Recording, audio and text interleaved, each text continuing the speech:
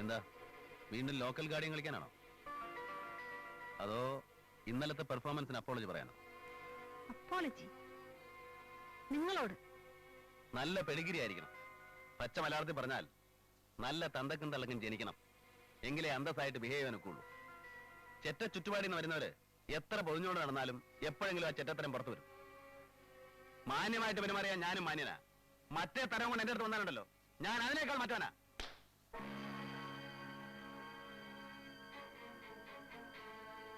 ചെറ്റകൾ ഇവിടെ വന്നാലുടൻ നേരെ നിങ്ങളുടെ ബെഡിലേക്ക് ഓടുന്ന അവളുമാരാ. അത്തരക്കാരെ മാത്രമേ താൻ കണ്ടിട്ടുള്ളൂ. ഇനി പഠിച്ചോളൂ സ്ത്രീകളുടെ അടുത്ത് എങ്ങനെ ബിഹേവ് ചെയ്യണമെന്ന്.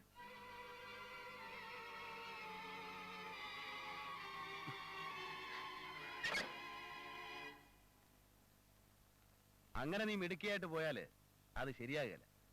ഇത്രയും പറയുകയും കാണിക്കുകയും ഒക്കെ ചെയ്ത സ്ഥിതിക്ക് എന്റെ ബെഡ്റൂം കൂടെ ഒന്ന് കണ്ടിട്ട് പോയാൽ മതി. നിന്നോട് എനിക്ക് ഒരു താല്പര്യവുമില്ല. ഒരു മരക്കഷണത്തോട് തോന്നുന്ന വികാരം പോലും നിന്റെ ശരീരത്തോട് എനിക്ക് തോന്നുന്നില്ല.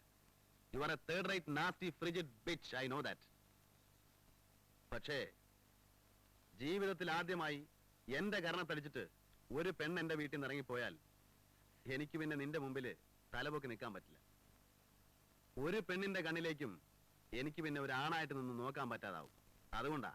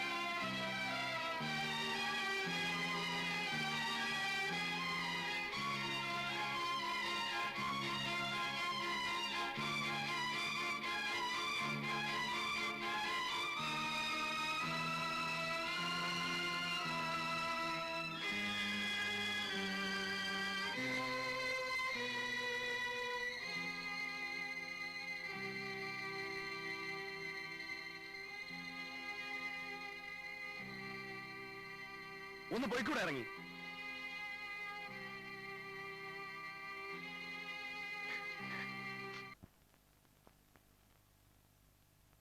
ആ ദിവസത്തോടെ എല്ലാം കലങ്ങി. പാർവതി അന്ന് തന്നെ ഹോസ്റ്റലിൽ നിന്ന് സ്വന്തം വീട്ടിലേക്ക് പോയി. എനിക്കൊരു വിശദീകരണത്തിന് പോലും സമയം തരാതെ. അല്ലെങ്കിലും എനിക്കെന്താ വിശദീകരിക്കാനുണ്ടായിരുന്നത്? പിന്നെയും കോളേജിൽ വെച്ച് കണ്ടപ്പോൾ ഞങ്ങൾ പരസ്പരം അവോയ്ഡ് ചെയ്തു. അയാൾ എന്നെയും ഞാൻ അയാളെയും.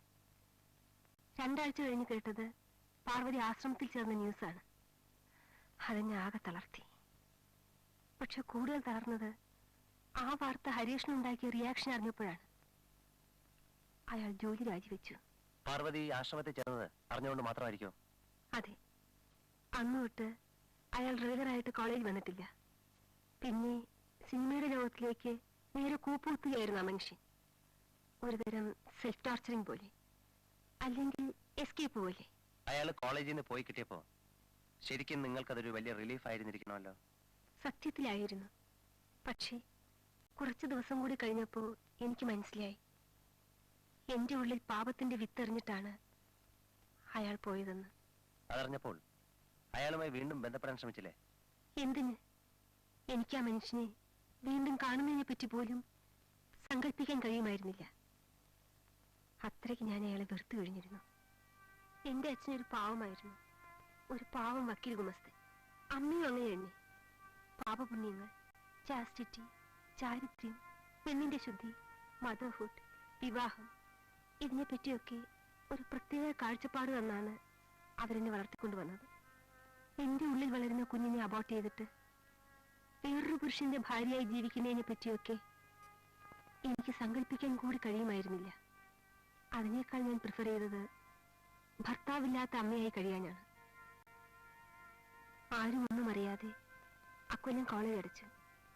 റീ ഓപ്പണിംഗ് ആയപ്പോൾ ഞാൻ മടപ്പള്ളിക്ക് ട്രാൻസ്ഫർ വാങ്ങിപ്പോയി.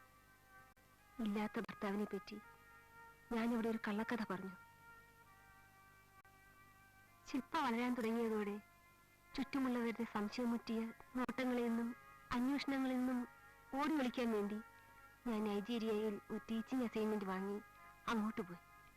ഒരു ലോങ് ലീവ്. പിന്നെ തിരിച്ചു പോരുന്നത്? മോൾക്ക് 8 വയസ്സായപ്പോൾ. അങ്ങനെ തിരിച്ചു വരാൻ തീരുമാനിച്ചത് എല്ലാവരും എല്ലാം മറന്നു എന്ന് വിചാരിച്ചിട്ടാണോ? അതെ. വന്നിട്ട് ആദ്യം ചെയ്തത് ആശ്രമത്തിൽ പോയി പാർവതിയെ കാണുകയായിരുന്നു. എല്ലാം പറഞ്ഞ് മാപ്പ് ചോദിക്കാൻ. എനിക്കത് വേണ്ടി വന്നില്ല. കാരണം അപ്പോഴേക്കും അവൾ എന്തും മറക്കാനും പൊറുക്കാനും കഴിയുന്ന ഒരു സ്റ്റേജിലെത്തിയിരുന്നു. ഹരീഷിന്റെ മോളാണെന്ന് അറിഞ്ഞപ്പോൾ അവൾ ശില്പയെ കെട്ടിപ്പിടിച്ച് തേങ്ങി. അവൾക്കിപ്പോഴും ആ മനുഷ്യനോടുള്ള സ്നേഹത്തിന് ഒരു കുറവും ഉണ്ടായിട്ടില്ല എന്നെനിക്ക് തോന്നി. സത്യത്തിൽ ശില്പയാണ് ഞങ്ങളെ തമ്മിൽ എല്ലാ പിണക്കവും മറന്ന് വീണ്ടും അടുക്കാൻ സഹായിച്ചത്.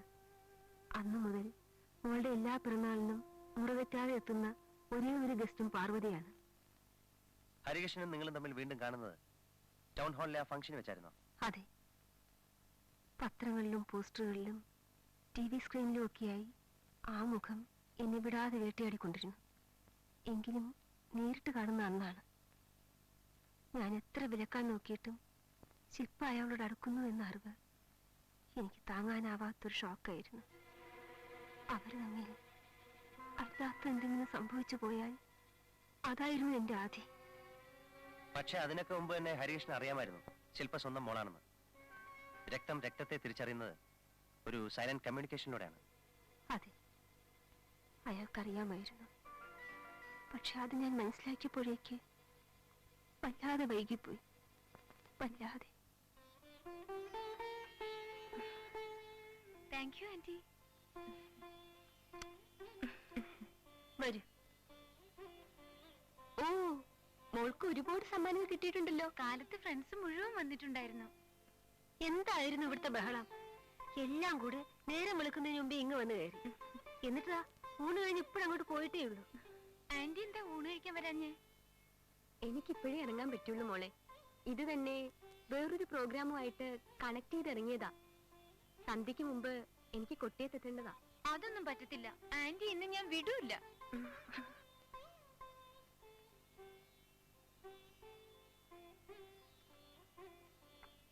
ഈ നേരത്ത് എങ്ങോട്ടാ? ഞാൻ ഇപ്പൊ ഇങ്ങി വരാമേ. ഒന്നിതാ പുറത്തു പോയിട്ട് വരാം. ഇനിയിപ്പോ എങ്ങോട്ടെങ്കിലും ഒക്കെ പോയിട്ട് തിരിച്ചു വരുമ്പോഴേക്കും സന്ധ്യയാവും. അതെങ്ങനെ സന്ധ്യയാവുന്നേ? ഞാനൊരു അരമണിക്കൂറിനുള്ളിൽ 5 അല്ലെങ്കിൽ 5:30 മുമ്പ് ഇങ്ങെത്തും. എങ്ങോട്ടാ ഇത്ര അർജന്റ് ആയിട്ട്? ലല്ലിയുടെ വീട് വരെ. ലല്ലി ഇന്ന് ഉച്ചവരെ ഇവിടെ ഉണ്ടായിരുന്നല്ലോ. ഉണ്ടായിരുന്നു. ഞാൻ അവളോട് പറഞ്ഞു വൈകുന്നേരം അവിടെ ചെല്ലുമെന്ന്. അവള് വെയിറ്റ് ചെയ്യും. ചെയ്തോട്ടെ. ഇന്നിനി നീ എങ്ങും പോണ്ട. നേര് പറ, നീ പോവാൻ തുടങ്ങുന്നത് ആ മനുഷ്യന്റെ അടുത്തേക്കല്ലേ? അതെ. എന്താ ഇത്ര അത്യാവശ്യം? ഞാൻ ഇന്ന് അവിടെ ചെല്ലുമെന്ന് പറഞ്ഞിട്ടുണ്ട്. എനിക്കുള്ള ബർത്ത്ഡേ ഗിഫ്റ്റുമായിട്ട് അദ്ദേഹം അവിടെ കാത്തിരിക്കും. ആ ഗിഫ്റ്റ് നീ വാങ്ങണ്ട. വാങ്ങും. 100 പ്രോഗ്രാംസുള്ള ക്യാൻസൽ ചെയ്തിട്ടാണ് അങ്കിൾ അവിടെ എന്നെയും വെയിറ്റ് ചെയ്തിരിക്കുന്നത്. അവിടെ ചെന്ന് ഗിഫ്റ്റും വാങ്ങി ഞാൻ അപ്പൊ തന്നെ തിരിച്ചു പോരാം. വേണമെങ്കിൽ അമ്മയും കൂടി ഒപ്പം പോന്നുള്ളൂ. ചെല്ലാതിരിക്കാൻ പറ്റില്ല. ഞാൻ പറഞ്ഞിട്ടുള്ളതാ. ശില്പ, നില്ലവിടെ. എടി നിൽക്കാൻ.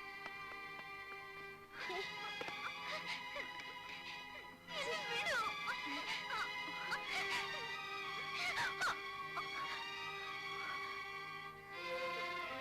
ഞാൻ പോവും. ഡി. മോളെ. എന്നും പോവും. അവിടെ.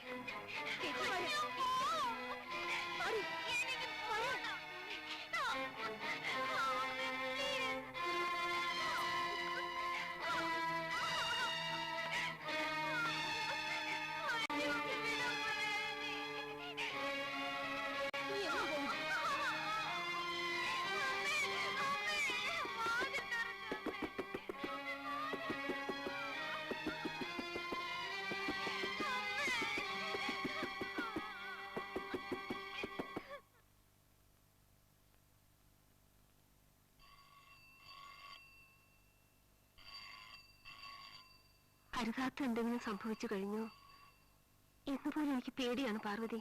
ശേ, അങ്ങനെയൊന്നും ഉണ്ടാവില്ല. ഒരു പ്രാവശ്യം അവൾ അയാളുടെ സ്ഥലത്ത് പോയിട്ടുണ്ട്. ആ, അവളും വാശിക്കാരിയാ. എന്റെ ലൈഫ് നശിപ്പിച്ച മനുഷ്യൻ എന്റെ മോളുടെയും ലൈഫ് കശക്കിയെറിയാൻ തുടങ്ങുക എന്ന് പറഞ്ഞാൽ എല്ലാം മോളോട് പറഞ്ഞാലോ? പറയരുത്. പറഞ്ഞാൽ അതവളുടെ ജീവിതം തകർക്കും. ഇപ്പോഴവൾക്ക് ചൂണ്ടിക്കാണിക്കാൻ ഒരു അച്ഛനില്ലെന്നേ ഉള്ളൂ. ജന്മം കൊടുത്തിട്ട് ഓടിപ്പോയ ഒരച്ഛൻ. അവൾ ആ വിശ്വാസവുമായി പൊരുത്തപ്പെട്ട് കഴിഞ്ഞിട്ടുണ്ട്. അതങ്ങനെ നിന്നോട്ടെ. ഇത് വലുത് അവൾ അറിഞ്ഞാൽ, എങ്ങനെയെങ്കിലും അവളിൽ നിന്ന് പുറത്തു പോയാൽ ലോകത്തിന്റെ മുന്നിൽ അവളുടെ വിലയിടിയും.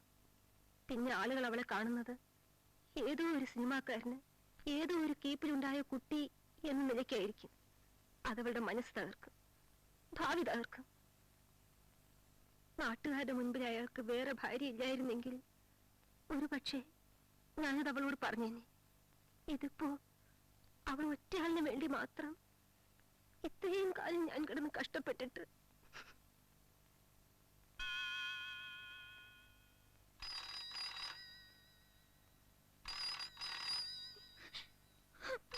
വാതിൽ തുറക്കൂ. ഞാൻ ഫോണെങ്കിലും ഒന്ന് അറ്റൻഡ് ചെയ്യട്ടെ.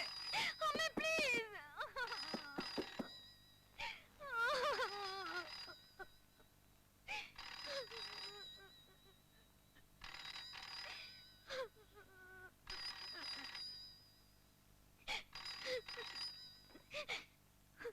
Hello hello hello.